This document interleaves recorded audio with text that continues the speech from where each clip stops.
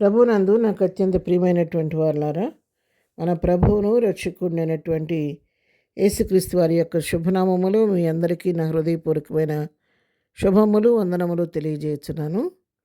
ఉదయకాల సమయంలో దేవుని వాక్యాన్ని ధ్యానం చేసుకుందాము. ఈరోజు వాక్య ధ్యానము కొరకు మనం తీసుకున్నటువంటి లేఖన భాగము యోహాను సువార్త 15వ అధ్యాయం 8వ వచనం చదువుకుందాం. మీరు బహుగా ఫలించుట వలన నా తండ్రి మహింపరచబడను, ఇందువలన మీరు నా శిష్యులగుదురు. ఆమెన్. దేవుని నామనకు మహిమ కలుగును గాక.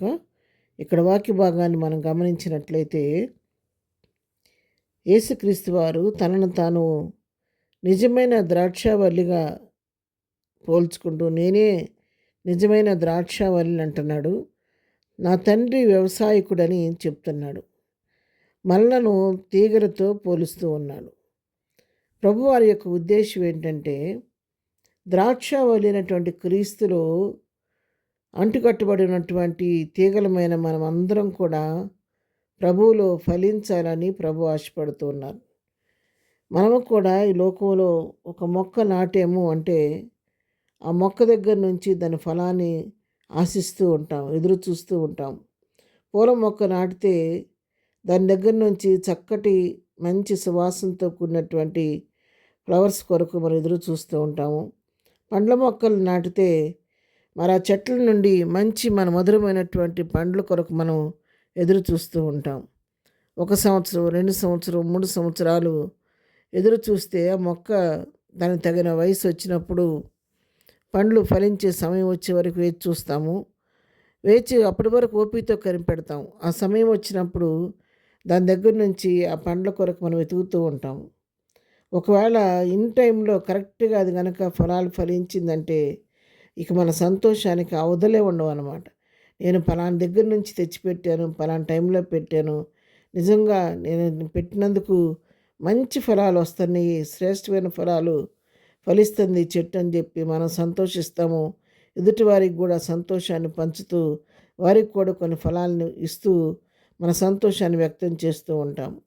ఒకవేళ మనం ఎంత ఎదురు చూసినా కూడా 3, 4, 5 సంవత్సరాలు గడిచిపోయిన తర్వాత కూడా మనం ఎంతగా దానికి పోషణ చేస్తూ వచ్చినప్పటికీ ఎరువులు వేసినా, ఎంత నీరు పోసినా ఆ చెట్టు నుండి మనం ఆశించిన ఫలం రాలేదనుకోండి, మనం ఏమనుకుంటాము, చాలా డిసప్పాయింట్ అయిపోయి ఎంతో దూరం నుంచి ఎంతో ఖర్చు పెట్టి కొనుక్కొచ్చే నీ మొక్కను నేను దీని కొరకు నేను ఎంతో ప్రయాసపడ్డాను, ఎంతో చేశాను, కానీ ఎందుకో ఇది ఫలించట్లేదు, ఇది వేస్ట్, ఇక దీన్ని ఉంచుకోవటం అనవసరం, దీన్ని తీసి పాడేస్తే పోద్ది, వేరే మొక్క పెట్టుకుందామన్న ఆలోచన కూడా కొన్నిసార్లు మనకు వస్తూ ఉంటుంది. ద్వారా మనం ఈ లోక సంబంధమైన మొక్కల విషయంలోనే ఇంతగా ఆలోచిస్తూ ఉంటే ఇక్కడ ప్రభు అయినటువంటి యేసుక్రీస్తు తాను నిజమైన ద్రాక్షావల్లిగా పోల్చుకుంటూ మనల్ని తీగలుగా పోల్చి తీగలమైన మన దగ్గర నుంచి శ్రేష్టమైనటువంటి ద్రాక్ష పండ్లు ఫలించాలని ఆయన కోరుకుంటూ ఉంటాడు. అంతేకాదు ఫలింపని ప్రతి తీగను నాలో నుండి తీసిపారమని కూడా చెప్తూ ఉన్నాడు. ఇక్కడ కూడా మనం ఎట్లా అనుకుంటామో ప్రభువాలు కూడా ఫలింపు లేకపోతే ఆ తీగను తీసేయమంటున్నాడు. మరి ఉన్న ఫలాలు మంచి తీగలు మంచి ఫలాలు ఫలించడానికి పనికిరాని తీగలను కత్తిరివేయమంటున్నాడు. ఆ విధంగా చేసి ఏ విధంగా సరే శ్రేష్టమైన ఫలాలు ఆ యొక్క తీగల నుండి రావాలని ప్రభువారు కోరుకుంటూ ఉన్నాడు. కాబట్టి మనం ఎప్పుడైతే బహుగా ఫలిస్తామో ఆ ఫలించినప్పుడు ఏమవుద్దంటే ప్రభు కూడా మనం చూసి సంతోషపడతాడు. ఎంతగా నా కుమార్తె నా కుమారుడు నాలో నిలిచి విశ్వాసంలో స్థిరుడయి కదలని వాడిగా ఉండి శ్రేష్టమైన ఫలాలు నా కొరకు ఫలిస్తున్నాడు, నా కొరకు ఈ లోకంలో సాక్షి జీవిస్తున్నాడు అని చెప్పని ప్రభువారు కూడా చూసి మన గురించి ఎంతో సంతోషపడతాడంట.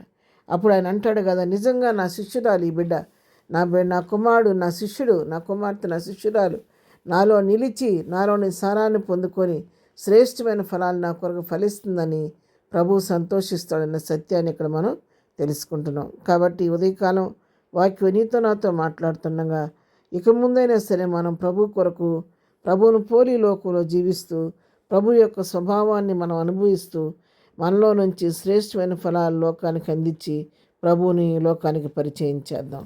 అటు కృప ప్రభు మనకు అందరికీ దయచేయనుగాక. ఆమెన్. ప్రార్థన. ప్రేమ కలిగిన తండ్రి, ఉదయకాలం మాకు ఇచ్చిన శ్రేష్టమైన వాక్య భాగాన్ని బట్టి నీకు వందనాలు.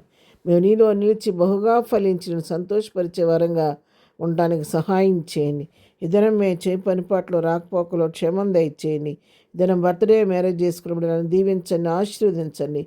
బలహీనను ముట్టి స్వస్థపరచండి. ప్రయాణంలో ఉన్న వారికి క్షేమం దయచేయండి. దుఃఖంలోని వారిని ఓదార్చి ప్రతి వారి పట్ల నీ కృప విస్తరింపచేయమని యేసు నామములో ప్రార్థించి అడిగి పొందుకొని ఉన్నాము తండ్రి. ఆమెన్.